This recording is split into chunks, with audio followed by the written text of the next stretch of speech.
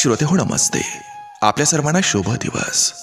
श्रोतेहो, जीवनाच्या प्रवासात नेहमी समाधानी राहण्याचा प्रयत्न करा. कधी कधी काही गोष्टी तुमच्या मनाविरुद्ध घडत असतात. मनात जे चाललंय ना, मनाला जे हवंय ना, त्या पलीकडे जाऊन वेगळ्याच गोष्टी आपण फेस करत असतोय. खूप प्रयत्न करत राहतो आपण आपल्या मनासारखं घडण्यासाठी, पण तेव्हा हाती काही लागतच नाही. अशा वेळी सुद्धा समाधानी राहा आणि विश्वास संयम ठेवा. कदाचित श्रोते हो, तुम्ही अपेक्षा फुलाची करताय आणि देव तुमच्यासाठी अख्ख्या बगीचाच पाठवणार असणार आहे. तर सांगण्याचा मुद्दा फक्त इतकाच आहे की कोणत्याही परिस्थितीमध्ये समाधान, विश्वास आणि संयम या गोष्टी महत्वाच्याच असतात. कदाचित सुरुवातीला मनाविरुद्ध घडेलही आपल्या, पण जी लोक ना या 3 महत्वाच्या गोष्टी आत्मसात करतात त्यांना योग्य वेळेवर भरभरून मिळत असतं. नक्की विचार करा. चला, आजही आपल्यासाठी सुंदर विचारांची ही शिदोरी, ही मालिका अशीच पुढे घेऊन आलोय. चला करूया सुरुवात सुंदर विचारांना, सुंदर सुविचारांना. अति विचार केल्यानं स्वतःचा आनंद नाहीसा होतो. ज्या माणसाजवळ संयम, समाधान आणि सहनशीलता आहे, तो माणूस कुठल्याही अडचणीवर मात करू शकतो. परिस्थिती किती फाटकी असली तरी आयुष्य मात्र फुलासारखं हसत खेळत आणि राजासारखं थाटात जगा. एखाद्या श्रीमंताला विचार आला पाहिजे की आपण याच्यापेक्षा गरीब तर नाही ना. जिंकल्यावर शाबासकी देणाऱ्या हातांच्या गर्दीपेक्षा खेळात उतरायच्या आधी विश्वासानं पाठीवर ठेवलेलं काही हात हे खूप किमती असतात. काही व्यक्ती आयुष्यात उशिरा येतात, पण खरं प्रेम काय असतं त्याचा खरा अर्थ सांगून जातात.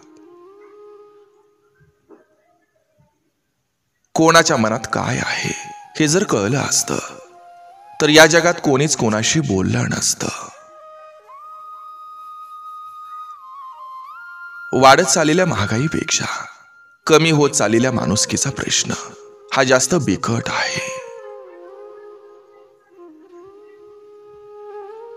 चांगलं असणं आणि चांगलं असल्याचं दाखवणं यात खूप मोठा फरक असतो. सगळ्यांचं खरं चेहरं दाखवणारी गोष्ट म्हणजे वेळ. जे आहे त्याचा गर्व कधी करू नका. नियती कधी तुमचा हात रिकामा करेल हे तुम्हाला कळणार सुद्धा नाही. नातं टिकवण्यासाठी माणूस त्या चुकांची पण माफी मागतो ज्या चुका त्यानं कधी केलेल्या पण नसतात. वेळ लागला तरी चालेल, पण हळूहळू का होईना योग्य दिशेनं निरंतर चालत राहावं लागेल. लोकांनी तुमचा किती उपहास केला तरी लक्षात असू द्या, वेगापेक्षा दिशा महत्वाची आहे. निखळ हास्याला श्रीमंतीची नाही तर समाधानाची गरज असते. विकत तर सर्वच घेता येतं, पण कोणाचं मन किंवा भावना नाही. पैशाचा माज फक्त माणसापुढं चालतो, कर्मापुढे तर भले भले भीक मागतात. त्रास म्हणजे काय तर जीवापाड जपलेलं नातं आणि जीव लावलेली व्यक्ती एका क्षणात दूर झाल्यावर होणारी तळमळ म्हणजे त्रास. जिकडं पैसा बोलायला लागतो तिकडं सत्याला एंट्री नसते.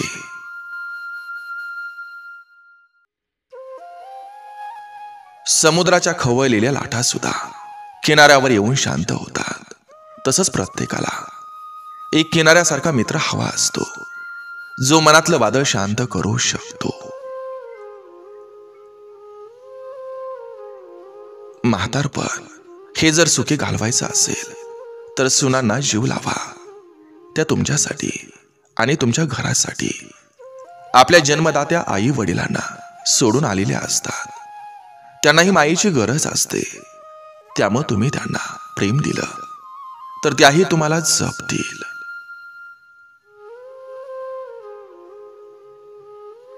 कुणाचा साधा स्वभाव म्हणजे त्याचा कमीपणा नसतो, ते त्याचे संस्कार असतात. सुंदरता पाहून केलेलं प्रेम हे कधी टिकत नाही आणि मन पाहून केलेलं प्रेम हे कधी तुटत नाही.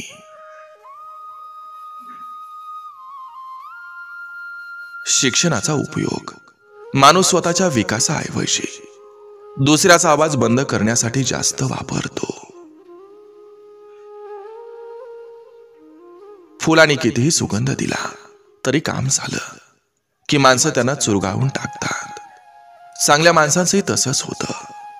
त्यांनी इतरांच्या जीवनात कितीही सुगंध भरला तरी त्यांचं काम झालं की माणसं त्यांना स्वतःच्या आयुष्यातून वगळून टाकतात. वडिलोपार्जित संपत्ती मिळू शकते, वडिलोपार्जित सौंदर्यही मिळू शकतं, पण सुख आणि समाधान हे स्वतःलाच कमवावं लागतं. जीवनात आपल्या माणसांची किंमत आणि जाणीव असली तर परक्या माणसांची आवश्यकता लागत नाही. आपल्या डोळ्यांना जे चुकीचं घडताना दिसतंय ते बरोबर करण्याचा नेहमी प्रयत्न करावा, भले ते कर्म असो किंवा व्यक्ती. बंधनाने जोडता आली नाही तरी एखादी व्यक्ती मनाने आपल्या खूप जवळ असते. तिच्यासोबत आपला सहवास नसतो तरी ती आपल्या जीवनात खूप खास असते.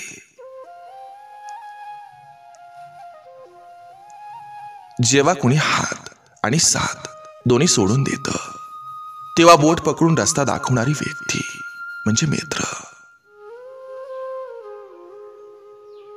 ज्या दिवशी तुम्हाला कोणत्याही गोष्टीचा फरक पडणं बंद होईल त्या दिवशी तुमच्या वागण्याचा सगळ्यांना फरक पडेल.